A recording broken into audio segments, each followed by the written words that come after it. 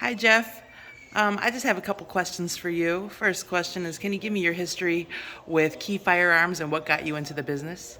So Key, we started Key in 2019. We did it to get the Second Amendment together. There was a lack of firearm stores and places that you could actually come in and ask questions and get information on guns and what type of guns there are specifically for new-time gun owners. And so we started that to be like an old school auto parts store. We could come in, sit down, have a conversation with our team, and find out all about different types of guns and what might be the best gun to suit you the most.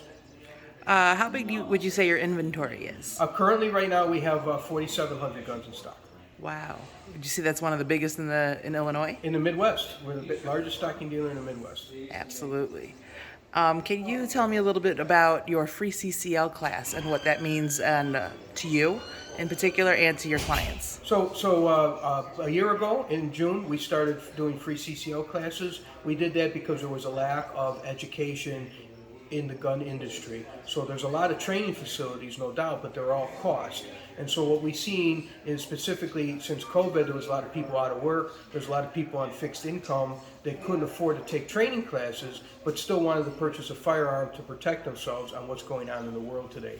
So we decided to do free CCL classes because it gives you all of the requirements of gun. It gives you the basic gun information, how to hold it, stance, shoot it, sight it in, gives you the laws of Illinois, and it also gives you live fire with the instructor so that way you can critique your stuff. So we started that again back in June. So far we did about 8,000 people. I mean, we're still doing it strong right now. I mean, today we got 106 people that will graduate the class today.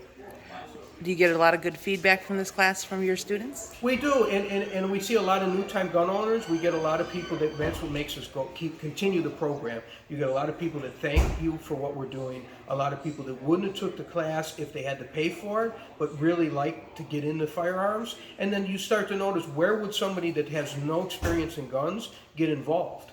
There is no programs out there. There's no why. There's no schooling. There's no training facilities that are doing what we're doing currently. And so we get a lot of new-time gun owners that come in. We've trained people who are 96 years old. You know, it's the first gun they ever owned. They wanted, for some reason, at 96, wanted to get into guns. So they came in and we trained them for free. And whether they apply for their license or not is not up to us. It's up to them. But at least they got the training in order to apply for the license if they so choose. Okay, and can you just give me your thoughts a little bit on the recent Supreme Court ruling?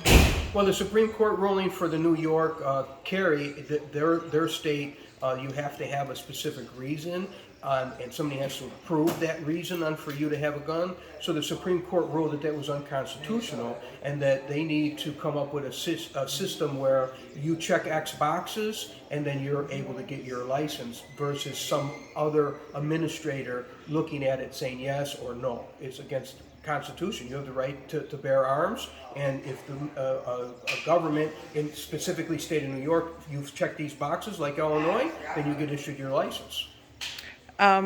What do you think about the Illinois gun laws?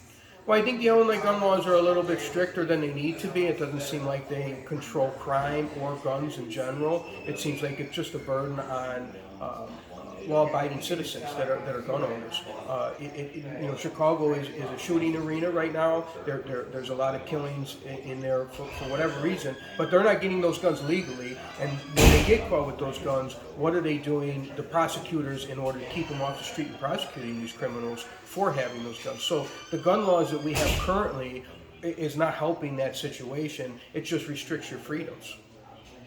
All right, well, thank you very much, Mr. Regnier. Thank you.